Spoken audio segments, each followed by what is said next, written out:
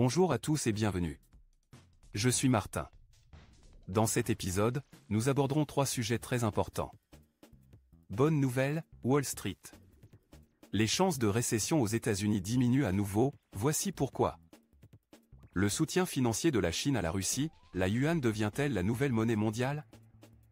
Les prix du pétrole bloqués dans une impasse, est-ce que quelque chose peut contrer le ralentissement économique de la Chine? Premier sujet.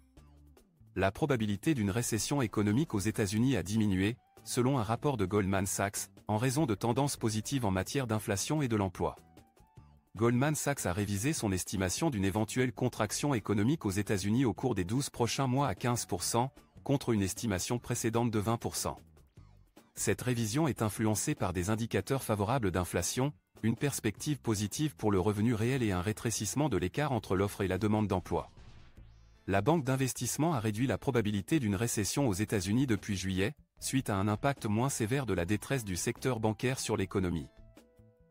L'estimation de Goldman Sachs pour une récession est considérablement inférieure à celle du consensus Bloomberg, qui reste à 60%. L'écart est également perceptible dans les enquêtes du Wall Street Journal et des Blue Chip Economic Indicator. De plus, Goldman Sachs adopte une position optimiste concernant les prévisions de croissance du PIB de base, qui s'établissent à une moyenne de 2% jusqu'à la fin de 2024, une perspective plus positive que celle de la plupart des autres prévisionnistes. Ces derniers mois, les pressions économiques aux États-Unis se sont atténuées, l'inflation s'approchant de l'objectif fixé par la Réserve fédérale de 2% et des tendances positives émergent sur le marché de l'emploi. L'indice des prix des dépenses de consommation personnelle, qui est étroitement surveillé, a augmenté de 0,2%, indiquant une légère hausse.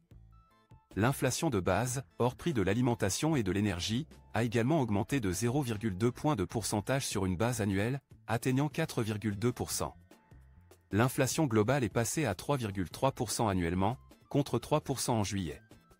Cependant, Goldman Sachs souligne que certaines des faiblesses récentes de l'inflation de base au niveau de l'IPC et de l'IPV peuvent être influencées par des schémas saisonniers résiduels.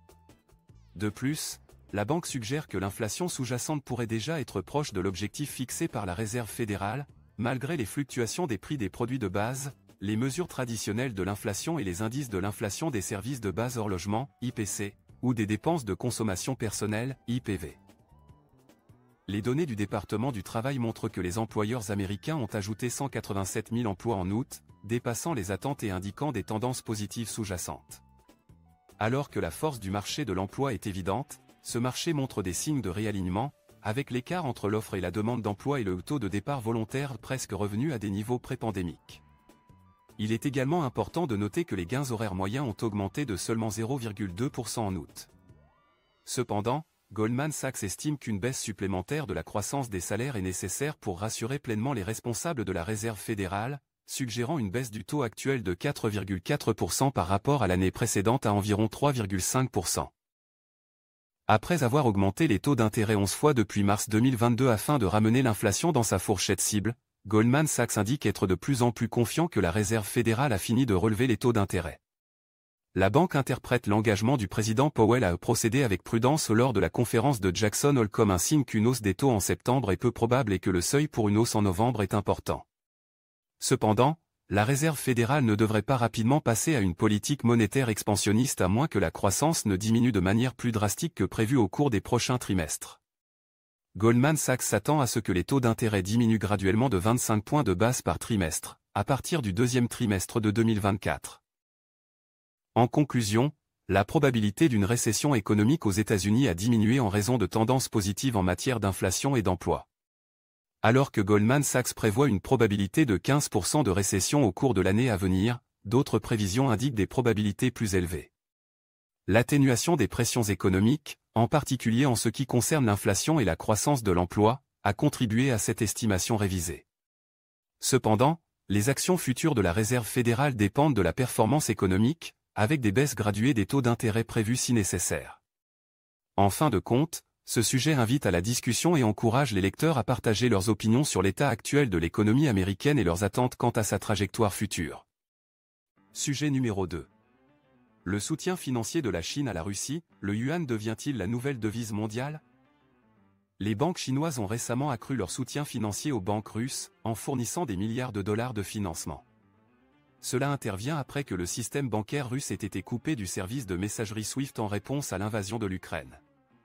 Initialement réticente à travailler avec les banques russes par crainte des sanctions secondaires américaines, 4 des plus grandes banques chinoises travaillent désormais davantage avec elles dans le cadre de la stratégie plus large de Pékin visant à promouvoir l'utilisation internationale du yuan comme alternative au dollar américain.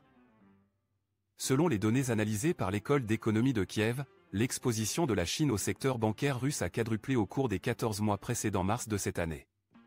Cette augmentation est survenue en même temps que les banques occidentales étaient sous pression pour sortir de la Russie en raison des sanctions internationales. La Banque d'État Industrial and Commercial Bank of China, ICBC, la Bank of China, la China Construction Bank et la Agricultural Bank of China figurent parmi les banques chinoises qui ont accru leur exposition à la Russie, faisant passer collectivement cette exposition de 2,2 milliards de dollars à 9,7 milliards de dollars au cours de cette période. ICBC et la Bank of China à elles seules représentent 8,8 milliards de dollars de ses actifs.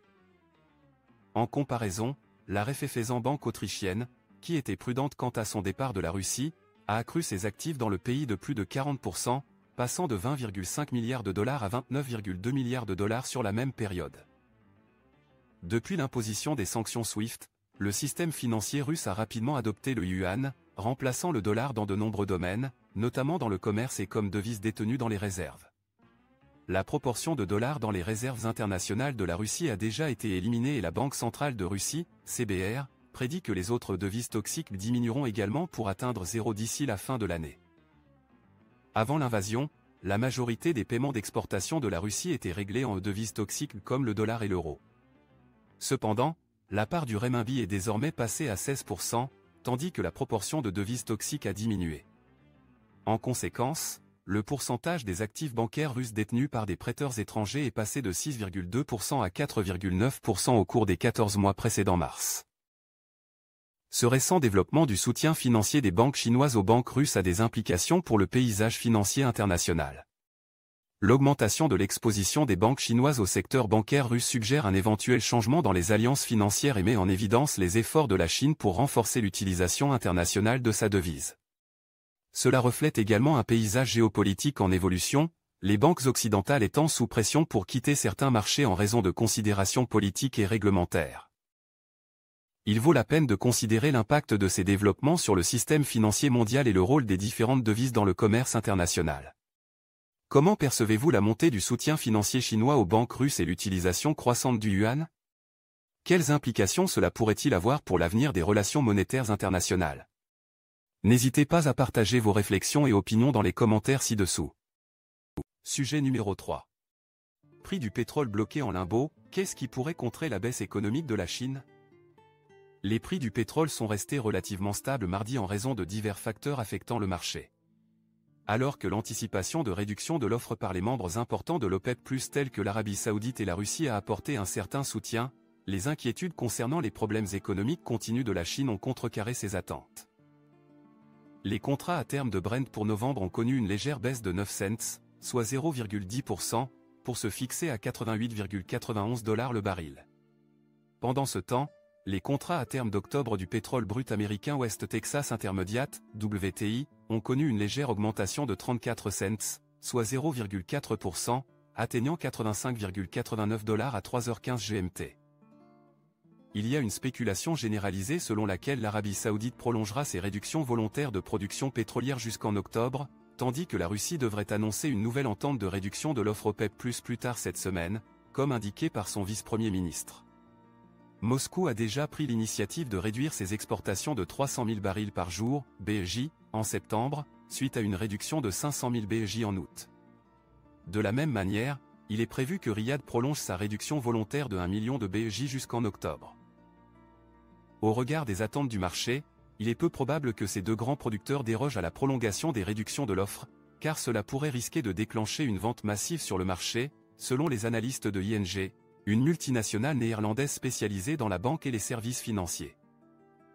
Cependant, du côté négatif, une enquête menée dans le secteur privé a révélé que la croissance de l'industrie des services en Chine avait atteint son rythme le plus lent en 8 mois. Cela est dû à une demande persistamment faible, qui continue de freiner la reprise de la deuxième plus grande économie mondiale, malgré les tentatives antérieures de stimuler la consommation. De plus, le Japon, troisième plus grande économie mondiale, a connu une baisse de 5,0% des dépenses des ménages en juillet par rapport à l'année précédente. Ce chiffre, qui dépasse la baisse prévue de 2,5%, marque le 5e mois consécutif de baisse des dépenses des ménages dans le pays. Compte tenu de ces développements mitigés, il est évident que si les réductions anticipées de l'offre pétrolière ont apporté une certaine stabilité, les préoccupations concernant les difficultés économiques de la Chine et la diminution des dépenses des ménages au Japon ont atténué l'optimisme général du marché. En tant qu'expert dans le domaine, j'invite le public à partager ses réflexions sur cette question.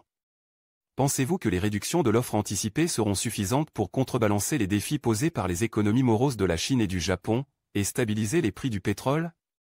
N'hésitez pas à partager vos opinions dans la section des commentaires ci-dessous.